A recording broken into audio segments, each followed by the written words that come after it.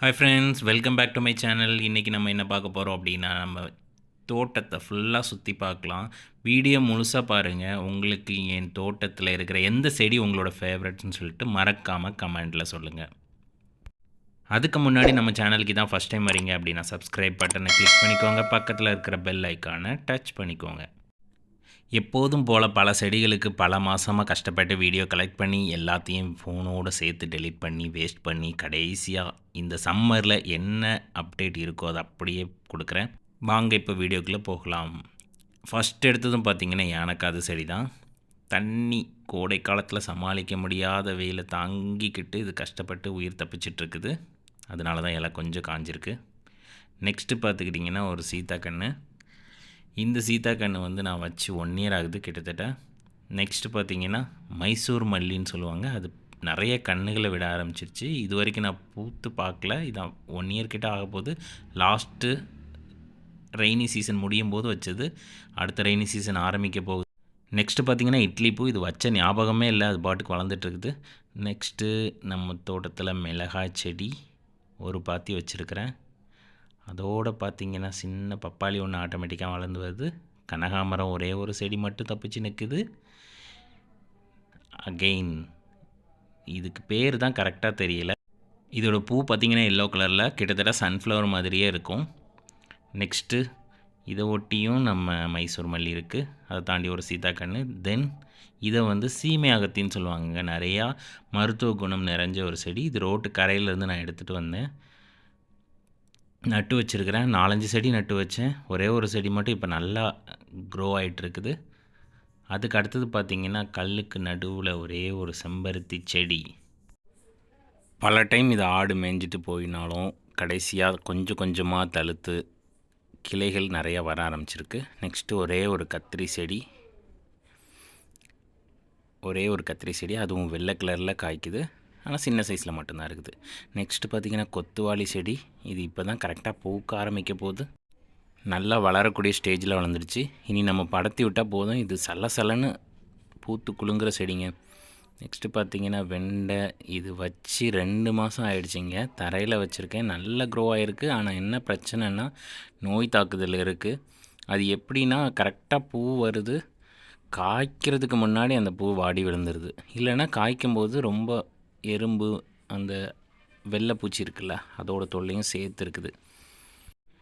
ஆனால் இது பார்த்திங்கன்னா நல்லா ஸ்ட்ராங்காக வளர்கிற மாதிரி தான் இருந்தது. இதுலேருந்து எப்படியும் நம்ம நல்லா அறுவடை பார்க்கலான்னு நினச்சி ஏமாந்து கடைசியாக ஒரு 2-3 காய் தான் மொத்தமே நான் பறிச்சிருப்பேன். இங்கே ஒரு 10 செடிக்கிட்ட நிற்குது. அடுத்தது பார்த்திங்கன்னா ஜீனியா. இது ஆல்ரெடி சிங்கிள் லேயர் தான், அதனால் அப்படியே விட்டுட்டேன். இருந்த இடத்துலேயே முளைச்சி வளர்ந்துருக்கு. நெக்ஸ்ட்டு பார்த்திங்கன்னா இது மல்லி வெரைட்டி, குத்து செடியாக வளர்கிறது. கொஞ்சம் அடுக்கு மல்லி. ஒரே ஒரு பூ மட்டும் பூத்துருக்கு, பறிச்சிக்கலாம். நெக்ஸ்ட்டு ஒரே ஒரு மணத்தக்காளி செடிங்க. இதில் 2-3 வாட்டி கீரைக்கு பறிச்சாச்சு. அகெயின் அண்ட் அகெயின் வந்துகிட்டே இருக்குது. பார்க்குறதுக்கு கொஞ்சம் நல்லா தான் இருக்குது. இந்த டைம் கொஞ்சம் வாடின மாதிரி தெரியுது. நெக்ஸ்ட்டு பார்த்திங்கன்னா சீனிக்கிழங்கு. இது ரெட் பிங்க் கலரில் இருக்கும்ல தோல், அந்த சீனிக்கிழங்கு. அடுத்து பார்த்திங்கன்னா இதை வந்து நாங்கள் டிசம்பர் பூன்னு சொல்லுவோம். நார்மலாக இதை வந்து மெக்சிகன் பெட்டூனியான்னு சொல்கிறாங்க. எங்கள் ஊரில் இதை டிசம்பர் பூன்னு சொல்லிடுவாங்க. இதோட விதை பார்த்திங்கன்னா தண்ணியில் பட்டுச்சுன்னா டப் டப்புன்னு வெடிக்கும். சின்ன வயசில் என்ன பண்ணுவோம், நிறையா பறித்து பசங்க பெனியனுக்குள்ளே போட்டு விட்ருவோம். நெக்ஸ்ட்டு பார்த்திங்கன்னா பிச்சி செடி. இதை படர்த்தி விடணும், இன்னும் நல்லா பெருசாக படர்த்தி விடணும். நல்லா மலமலன்னு வளர்ந்துருச்சு. இதையும் ட்ரிம் பண்ணணும். இதுக்கு தனியாக ஒரு செப்பரேட்டாக ஒரு வீடியோ போடுறேன். அதுக்கடுத்து அகெயின் அடுக்கு மல்லி. இது வெயில் கொஞ்சம் கம்மியாக படுறதுனால இதில் க்ரோத் கம்மியாகிட்டு இருக்குது. வேறு இடத்துல ஷிஃப்ட் பண்ணுறதுக்கு பிளான் பண்ணோம். அடுத்து பாருங்கள் ஒரு கீரை. இது வந்து சுகருக்கு ரொம்ப நல்லதுன்னு சொல்லுவாங்க. ஆனால் சம்மரில் வந்து இதை ரொம்ப மெயின்டைன் பண்ணுறது ரொம்ப கஷ்டமாக இருக்குது. அவ்வளோ க்ரோத் இல்லை, பட் ஒரு டைம் 2 டைம் நம்ம வச்சுக்கலாம். அடுத்து பார்த்திங்கன்னா பட்ரோஸுங்க, எல்லோ கலர் பட்ரோஸ் நல்லா க்ரோ ஆகிருக்கு. நெக்ஸ்ட்டு வாடாமல்லி இருக்குது, ஒரே ஒரு வாடாமல்லி. ஆக்சுவலாக ரெயின் சீசன் ஆரம்பித்ததுக்கப்புறம் தான் அந்த செடியெல்லாம் வளர்க்கணும். நெக்ஸ்ட்டு கிரேந்தி இருக்குது. இது என்ன பூக்கில், இது வந்து நார்மலாக ஃப்ரெஞ்ச் மேரிகோல்டு, கொஞ்சம் டிஃப்ரெண்ட் கலராக இருக்கும். அடுத்தது பார்த்திங்கன்னா வாழை. இது வந்து கோழிக்கூடு. ஸோ ஒன்ஸ் பழுத்துடுச்சு அப்படின்னா செம்ம டேஸ்ட்டாக இருக்கும். இதே வகை தான் 2-3 செடி அங்கே பக்கத்தில் நட்டி வச்சுருக்கோம். அகெயின் பார்த்திங்கன்னா கொய்யா. இது தன்னால் முளைச்சி வந்திருக்கு. இதுக்கும் தனியாக ஒரு செப்பரேட்டாக வீடியோ போடுறேன், கொய்யா எப்படி ட்ரிம் பண்ணி வளர்க்குறதுன்னு சொல்லிட்டு. இது வந்து இன்னும் காய்க்க ஆரம்பிக்கலை, நெக்ஸ்ட் இயர் காய்ச்சிடும்னு நினைக்கிறேன். அதுக்கடுத்து பார்த்திங்கன்னா இப்போ ரீசெண்டாக வாங்கி வளர்க்கக்கூடிய செவ்வந்தி. இன்னொன்று காட்டினேன் பார்த்திங்களா, அது வந்து செவ்வந்தி கிடையாது, டேலியா செடி. அது வந்து குளிர் காலத்தில் தான் பூக்கும்னு சொன்னாங்க, பார்க்கலாம். நெக்ஸ்ட்டு இது நான் நட்டி வச்சுருக்கேன் 3 செவ்வாழை அப்படியே நிற்குது. இது லாஸ்ட் டைம் வாங்கின செவ்வந்திலேருந்து ஒரு கிளையை பிச்சு பாதியும் வச்சது. அதுக்கடுத்து பார்த்திங்கன்னா கொடுக்காப்புளி மரங்க, கொத்து கொத்தாக கிளை வந்துக்கிட்டே இருக்குது, அதனால் மொத்தமாக கட்டி வச்சுருக்குறோம். நெக்ஸ்ட்டு பார்த்திங்கன்னா கொடிக்கிரேந்தி ஒரே ஒரு செடியை மட்டும் விட்டு வச்சுருக்கேன். இதில் ஏகப்பட்ட விதை, ஏகப்பட்ட செடி ரொம்ப அடைஞ்சிருந்ததுங்க. அவ்வளோத்தையும் பிடுங்கி சமாளிக்க முடியல. வெயில் காலத்தில் நிறையா பூத்து குலுங்குது, ஆனால் தண்ணி ஊற்ற முடியாதுன்னு சொல்லிட்டு நிறையா பிடுங்கிட்டேங்க. நெக்ஸ்ட்டு ஒரு தென்னை மரம் இருக்குது புதுசாக, அகெயின் கொடுக்காப்புளி மரம் தான். மொத்தம் 3 செடி இருக்குது, பக்கத்துலேயே இருக்குது. அகெயின் இது வந்து சீதா மரம், 2.5 வருஷம் 3 வருஷம் கிட்ட ஆக போகுது. இது வந்து 2 டைம் காய்ச்சிருச்சு. அகெயின் இந்த மரம் மட்டும் 2-3 டைம் நாங்கள் சீத்தாக்காயெல்லாம் எடுத்திருக்கோம். இது வந்து பொன்னாங்கண்ணி கீரைன்னு சொல்கிறாங்க. இது வரைக்கும் நான் இதை சமைச்சதில்லை, கேள்விப்பட்டதும் இல்லை. ஆன்லைனில் எல்லோரும் அப்படி சொல்கிறாங்க, அதனால் வளர்த்துட்ருக்கிறேன். அன்னாச்சி, இது எப்படியோ ஒன்று தப்பிச்சு வளர்ந்துருச்சு. எப்படியாவது இது காய்க்குதான்னு பார்ப்போம். 1 இயர் ஆகுது. இது பனைமரங்க. ஒரு டைம் நாங்கள் விட்டுட்டோம் மறந்து, அது பனைமரமாக மாறப்போகுது. இது வடலின்னு சொல்லுவோம் இப்போதைக்கு.